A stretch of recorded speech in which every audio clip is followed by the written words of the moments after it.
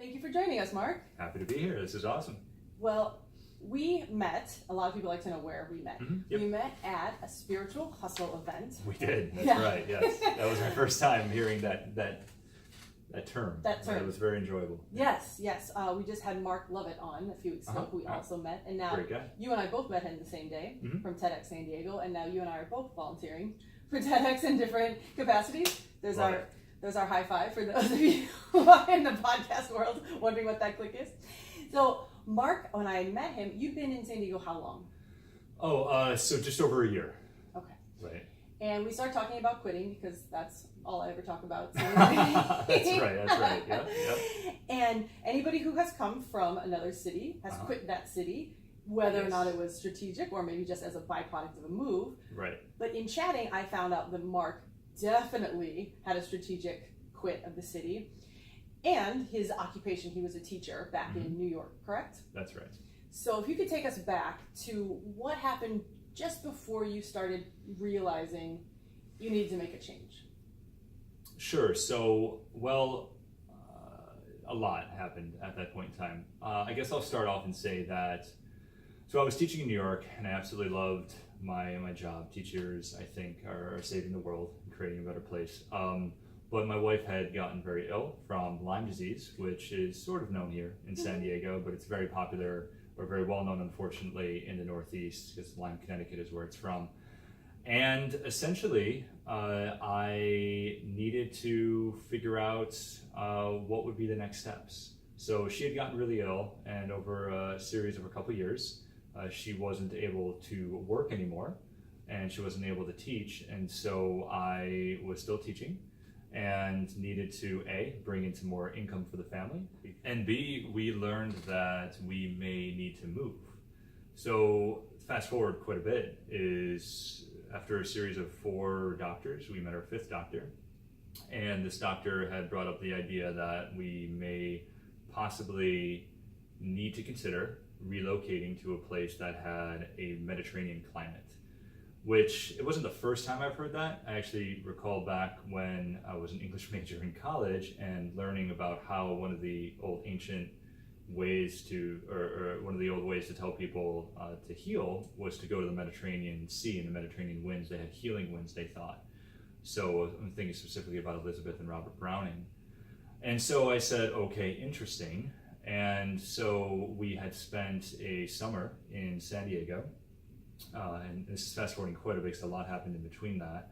But we had spent the summer in San Diego, and we did actually see a result from just 4 weeks here. We literally flew in, taking a wheelchair on the plane, or to the plane, and a wheelchair off the plane. And then within just a week and a half, she was able to walk slowly, albeit slowly, but walk on the beach. So we certainly saw an effect. And then we came back to New York, and the humidity and the fluctuation in temperature just brought her back down. And so those 2 things were, I think, mainly the driving force that said, okay, we need to make a shift.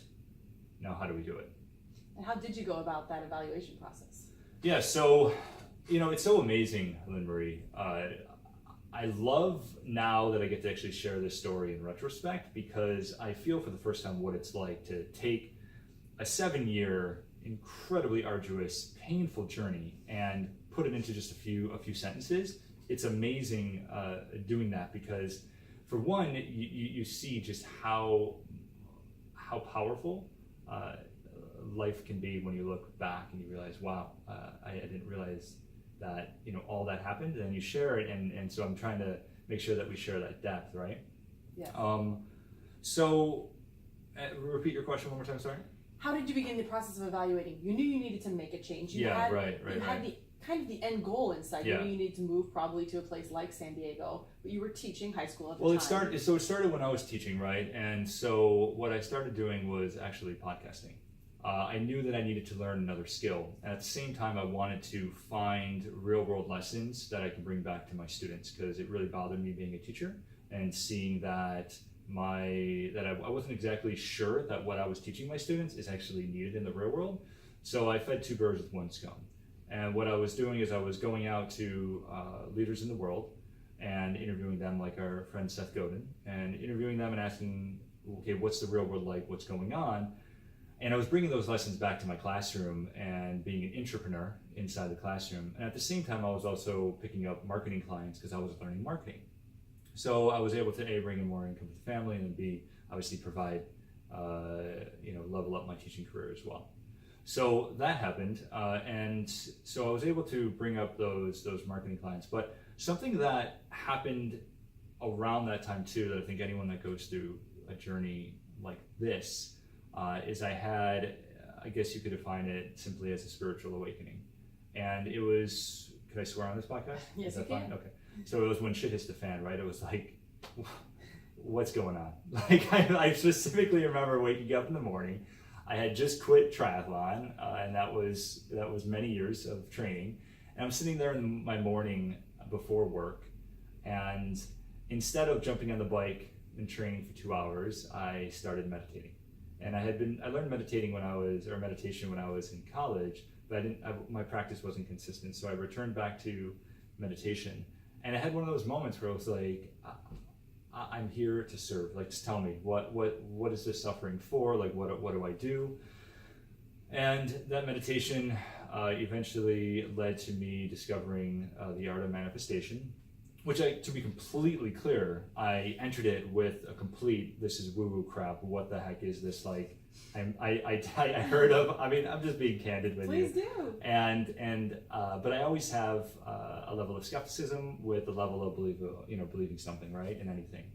And I was like, okay, empirical evidence, let's give it a shot. So I started practicing manifestation meditations, and I combined what I learned through my teaching practice with Abraham Maslow, and I sort of saw these parallels between Kundalini Yoga, Abraham Maslow's research with self-actualization, and manifestation. I sort of saw them kind of complement each other, and I was like, okay, let's just try this. And I had lived around this place called Omega Institute, which is a world-renowned spiritual center, and I had spoken to someone while I was doing this work, and like, you sound like Wayne Dyer, and I was like, who's Wayne Dyer? And he had just passed away, unfortunately, so I wasn't able to interview him. But I read his books, and I liked the way he talked about manifestation. So I started practicing it, and I kept it a secret. I didn't tell anyone. I grew up in a Catholic family, went to Catholic school. I had done these weird things like past life regressions since I was 16, but I never told anyone about it. And so here I am, I just turned 30, and I was starting off my mornings with these manifestation meditations, and I didn't tell anyone about them. And I was doing all this other stuff as well, right? And I would sit there and I could tell you exactly what I did, but for those that are watching and listening here, they are available for free on Insight Timer, and I don't get anything from them. Obviously, they're just there. And I think about 140,000 people now have downloaded them and listened to them, which is beautiful. Wow. And I would sit there in the mornings, and I would literally imagine, I would feel the feelings of which I wanted to bring into my life, right? And of course it brought me joy, and I just thought to myself, well, you know what? At least it brings me joy, and at least it puts me in a positive mindset, so I can go to work, I can be a great teacher. Because teaching, you're there for the kids, right? So it was like, I have to do whatever I gotta do to get myself in a good mood, to be there for my kids so I can show up. Yeah. So I would do these meditations, and I would sit there and go, and you repeat the sound of Om, right? So the 3 syllables. Apparently, I don't know all the science behind it, but they make up all the sounds, right? And I would go Om, and I would imagine, I would feel the feelings that I wanted. And here's the crazy part: I would feel working remotely, because I didn't know if we had to move, but at the same time, we were considering going to Switzerland, because there's a lot of treatment that you're able to do there that is illegal here in the United States. Yeah. And so, and I was at this, we're 30, right? I'm like, I have many years left. Like, I'll do anything. I don't care. And so I wanted to be able to work remotely. So I was imagining the feeling of, I'm going to go, which coffee shop do I want to go to today, right? Like, I love it. Maybe I want to work on the beach today, right? And I was also imagining the feeling of living in a Mediterranean climate. And so it's just so funny putting it together, right? Because this is like months apart. One person I interviewed on the podcast just happened to run an online school, and they needed some help marketing. At that point in time, I was learning marketing, and I said, you know what, I'm looking for people to practice with. I'm more than happy to offer my services because I want to learn this as well. So it's amazing putting this together too. So I did that, and it worked. And because of my work, I was able to help the school triple enrollment. Wow. And at that same time, I'm getting affirmation like, okay, this is great. You know, this is working. Fast forward a little bit more time, and we had that conversation with that doctor that said, you might want to consider moving to a Mediterranean climate. That summer, I had said, hon, do you want to, you know, we had been to San Diego. I helped my friend move here a couple years before. He said San Diego's a Mediterranean climate. You want to go, and we'll find a way to rent a house for the summer. We didn't have the funds to be able to do this. I just figured somehow we'll figure it out. Yeah. Trust, right? Mm-hmm. And so she said, yeah, let's give it a shot. Literally within 2 weeks. The one owner, not the one that I met, but the other owner of the online school, just so happened to own a house in San Diego. We knew that, but here's the catch. He had decided that he wanted to move to Kauai. And he had his house available for the summer. And like at that point in time, I had started to really believe this stuff. And I'm like, wow, okay, I'm not going to tell anyone this yet, but this is kind of creeping me out. Like it was one of those moments that I sort of, you could say I had tremendous faith in the universe, God consciousness. I call it God consciousness. That's the word that I resonate with. And, but it was one of those moments where I was like, holy, like what Wayne Dyer said, right? How foolish are we to think that we were only taken care of for 9 months. It's beautiful. I love that quote. And it was one of those moments where I was like, wow, I'm really not alone here. And I was really going through a very difficult time. And so those two things kind of clicked. We had gone to San Diego, spent the summer. Like I mentioned before, we saw an actual change in her health. And we came back to New York, and her health then decreased. And I said, I think we have to move to San Diego. Like, I literally, like, I feel like we have to do that. And she said, I think we do too. And so the school offered me a full-time position, and they're a remote school. Oh. So it was really interesting because two things that I was working on in my manifestations: working remotely and living in a Mediterranean climate. Those two things all of a sudden were, without much work, were happening. Like I had to step forward. It's not like all these things just came to me. I had to work my butt off. Yeah. But the door, as Joseph Campbell would say, like you walk in, that doors will open for you that will only open for you, right? And all of a sudden these doors were opening. I'm like, okay, let's do it. So it wasn't easy though. Like, and this is where I think your audience probably resonates with the most, because I knew I had to quit teaching, and I loved teaching. I loved it. Did I think that I was going to teach for the rest of my life? I didn't know. I don't like to think like that. But I knew that I loved being with my students and taking care of my kids. Like I really, really, really loved that. The school system bothered the heck out of me because it was broken, but I loved being there with my students and being a part and being an entrepreneurial part to it. But every single sign had sort of pointed that this is what we need to do. And you know, we were 32 at the time that this was happening. And it was sort of one of those moments where, okay, we could keep repeating what we're doing. This has been 7 years of this journey now since our honeymoon, where the Lyme symptoms had come out for the first time. And it was one of those moments where we can keep doing this, and we could hope that maybe something else will happen and we can just stay in New York, or we could take a chance and we could trust in God consciousness and we could trust in ourselves. And so we came out here and we both signed our letters of resignation, which were difficult to do. And we had strategically quit teaching. I want to emphasize the fact that it wasn't just a strategic quit in the way of, I'm just going to leave and we're going to figure it out as we come here. You know, it was quite possibly the most conservative decision I've ever made in my life.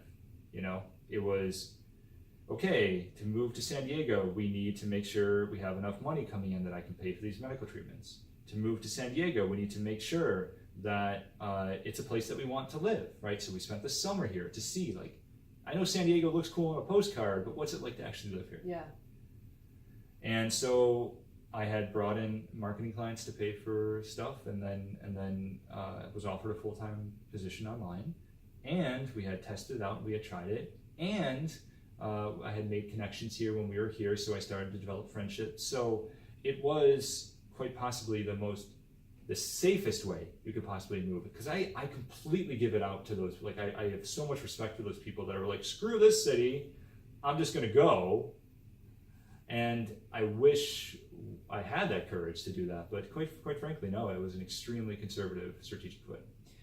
Well, there is definitely a courage involved in that, but it doesn't necessarily mean that that's going to be a successful quit. The less strategic city move is often spurred by just a general sense of frustration and not necessarily dialing down exactly what wasn't working in the first city. Right, just kind of this general unrest, and a lot of people think, like, I'm just going to leave the city, move to another place, and things are going to happen. Mm-hmm. And if you're an actor and you're up and quitting your city and moving to LA, well, that's more strategic than average. Like, there's a reason to do that. Yeah, a little different than moving to, like, Des Moines. Exactly. But yeah, if you live in Des Moines and you up and move for no good reason to Phoenix or Vegas or wherever else, just like, I need a change.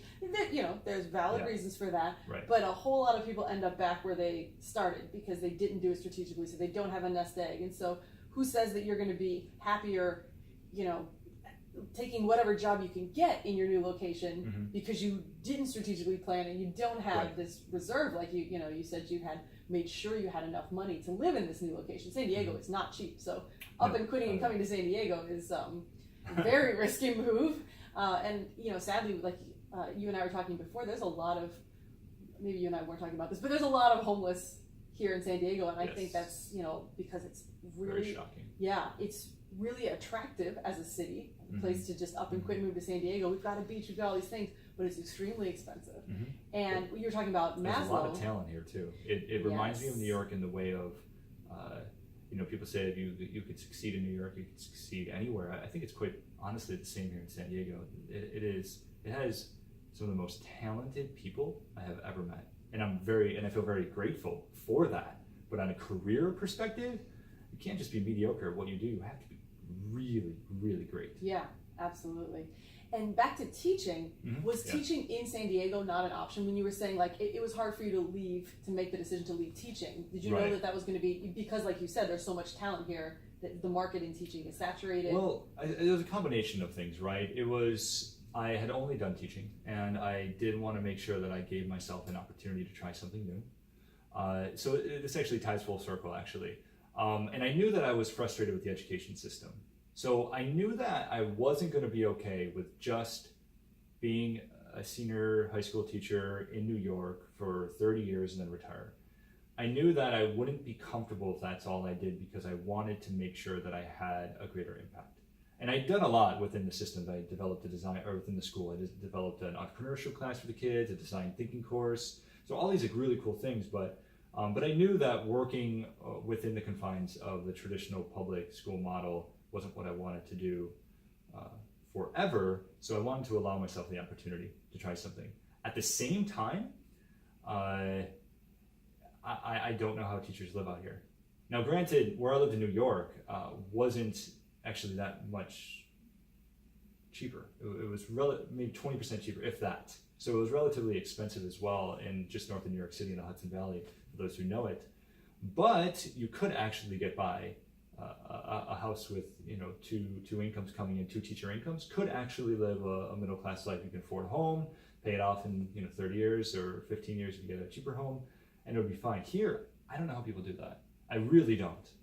So there was that, and I come from a poorer family, right? Family on food stamps. So I know what that's like, and it's not fun at all. Yeah. Paycheck to paycheck, right? Yeah. And I didn't want to play that game.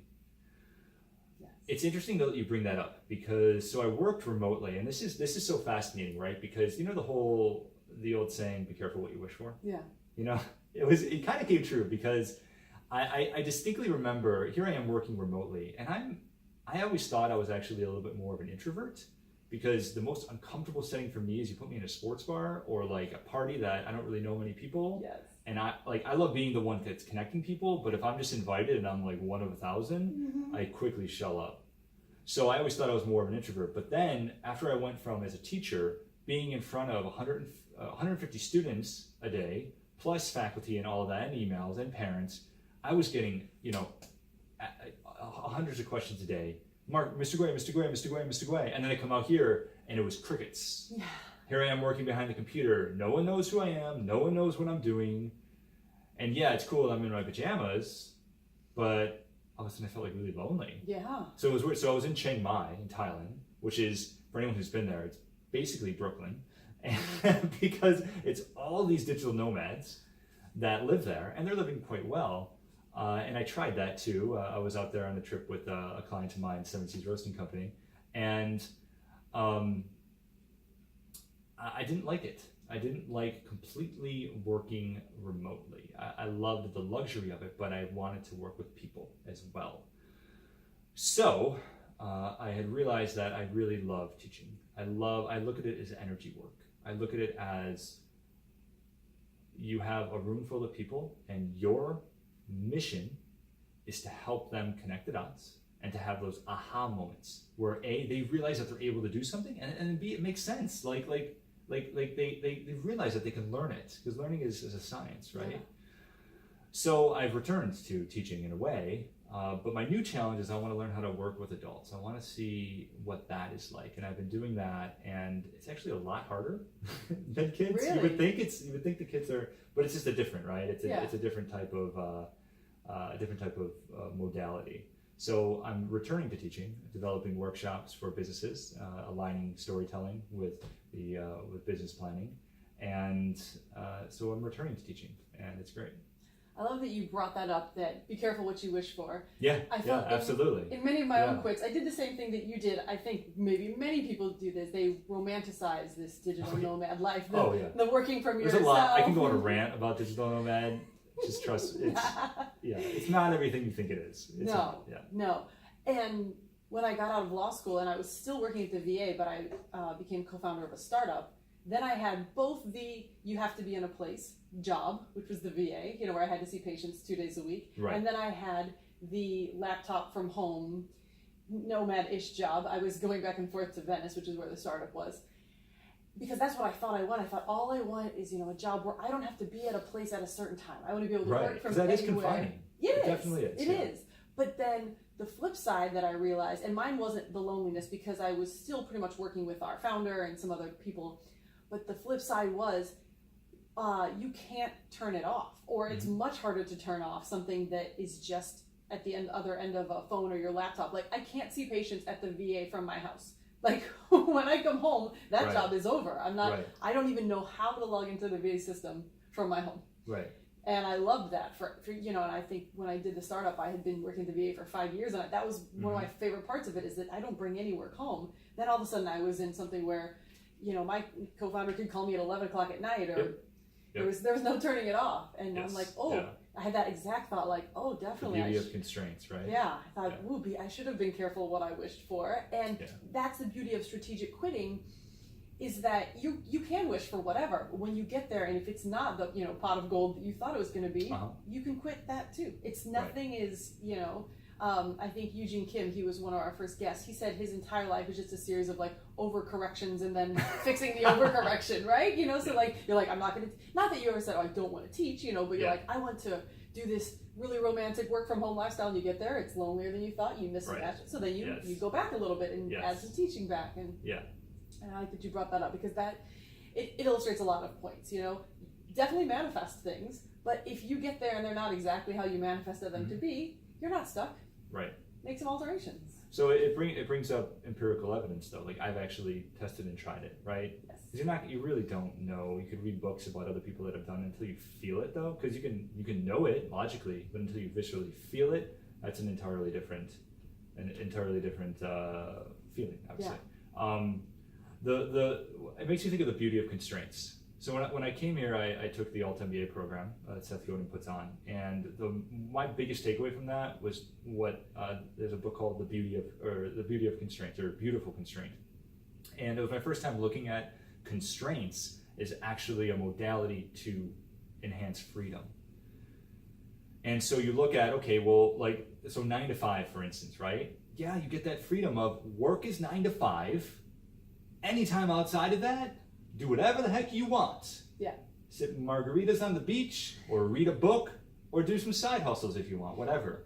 But 9 to 5 is work, and that's it, right? Yeah. And then all of a sudden that constraint's gone, and if you're like, you and I, well, it's 11 o'clock, and you're like, oh crap, I forgot to email that. And like you get out of bed, and next thing you know it's 1 in the morning, and then you're waking up at 7, and then like weeks go by, and you're like, what? Your schedule's all over the place. You're waking up at 7, you're waking up at 4, you're waking up at and all of a sudden, like this happened to me, so all of a sudden I realized, wow, that structure that I had actually really helped make me productive, and it helped me stay sane. Yeah. So anyone who does digital nomads knows that, like, step number 1 is you make constraints for yourself, right? And so, like, if you look at me right now, by the way, you'll notice that I'm wearing my work uniform, right? Black shirt and dark jeans. This is like my work uniform. And I actually have another watch that I put on when it's work time, but it actually broke. So I'm testing different things to get myself, this is Mark's work mode, this is Mark's relaxing mode. Ooh, I love that. And so I'm playing with that. I wish I could say I've completely figured it out, but I'm certainly experimenting, and it's helping a tremendous amount.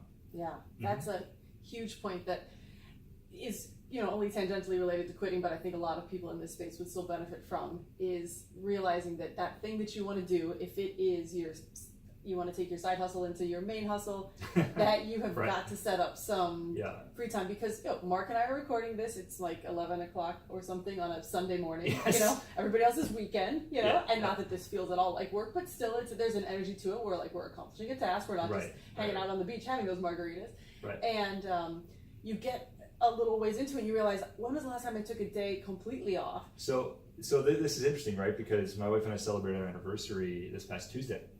And it was, I think, the first time her and I both, no technology was away. We set up major constraints, and we spent the day just relaxing. And we had a moment where it was like, I think this is the first day you and I have really completely checked out work. And we realized how important that is. Yeah. Important to do, Yeah, so now I haven't gotten to the point where my friend Michaela, who was on the podcast a while back, I saw she posted on Instagram that she had scheduled like a day, she showed her Google Calendar with like, no work, this 8-hour block or whatever. And I was like, that's brilliant. I'm not exactly to that point yet, but I'm definitely to the point where like, okay, Saturday I'm going to do my best to not open the computer. Maybe I'll have to do an Instagram post or whatever, something I can do from the phone, but just a different energy. Yeah, and it's interesting too, because I told you I used to triathlon, right? And I know you're quite fit as well. And a lot of times you'll hear people like a Ben Greenfield or whatever, right? Who we both talked about earlier, say that scheduling in a workout gives it that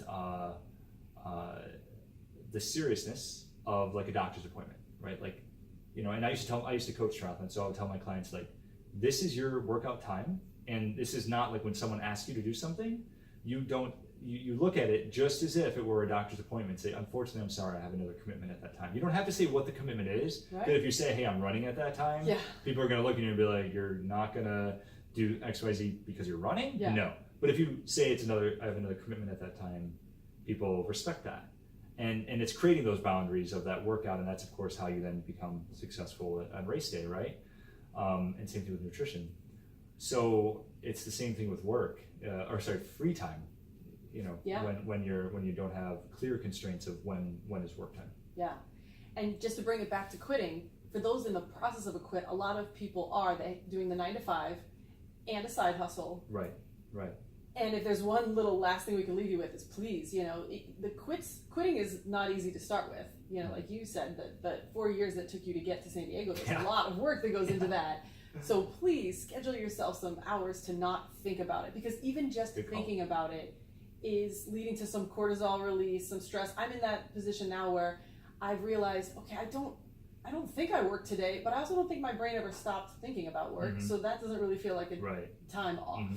And just try to catch yourself. The meditation helps with that. It can help you catch your thoughts and be like, why am I thinking about this thing I can't work on right now? It's, you know, it's 11 o'clock at night and I'm in bed. I should not be thinking about this task. I can't move the needle. And in fact, I've actually shifted my meditations now. I've returned back to Zazen meditation, which is the Zen style, which is the art of non-thinking. So it's like counting, or like Andy Pudukombe with Headspace, how he calls it, you know, clouds pass by and you sort of just acknowledge the cloud, hey, I see you, and you allow it to go.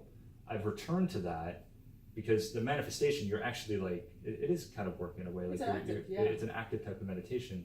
And the Zen meditation I've noticed is allowing me to return back to actually having power over the mind. So I'm not waking up at 11 o'clock and saying I need to send that email. I love it. I love it. That's a great place to wrap. I really appreciate you sharing your story.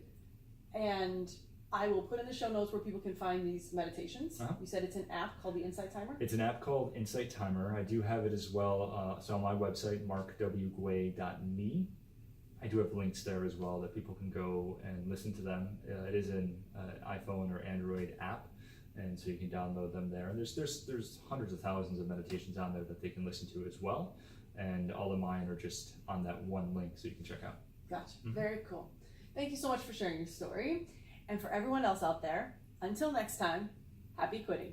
Thank you so much, Lynn Marie, for having me on. This is great. Awesome.